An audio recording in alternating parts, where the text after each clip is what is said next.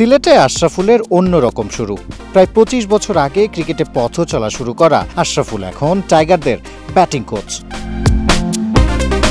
Dressing room থেকে একা নামলেন, এরপর মিশে গেলেন দলের সঙ্গে। বাংলাদেশের লিটল মাস্টারকে দেখে কে বলবে আজই ব্যাটিং কোচ হিসেবে শুরু তার।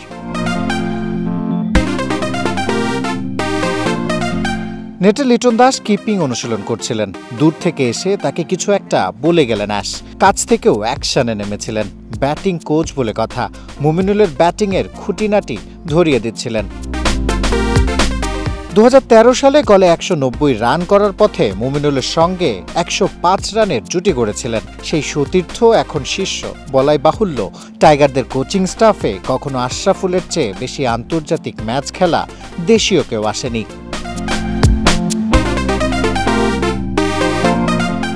৬১ টেস্ট খেলা আশরাফুল নিজের অভিজ্ঞতার ঝাঁপি খুলে দিবেন শিষ্যদের জন্য। আয়ারল্যান্ডের বিপক্ষে টাইগারদের যে স্কোয়াড, সেখানে থাকা মুশফিকুর রহিম ও মুমিনুল হকের সঙ্গে লাল সবুজের হয়ে খেলেছেন আশরাফুল।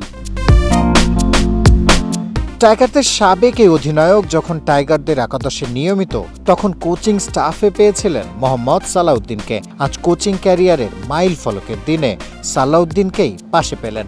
মিডিয়ায় অনেক মুখরোচক খবর দেখে থাকলে আপনার মনে হবার কথা, সালাউদ্দিন আশরাফুলের মুখ দেখাদেখি বুঝি বন্ধ। তবে বাস্তবতা ভিন্ন। হাসি মুখেই দেখা গেছে দুজনকে।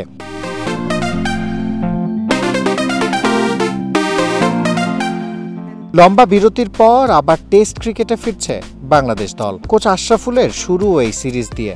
সিরিজ শেষেও হাসি মুখটা বজায় থাকবে, এটাই সবার প্রত্যাশা। শিহাব হাসান খান, ক্রিকেট ৯৭, সিলেট।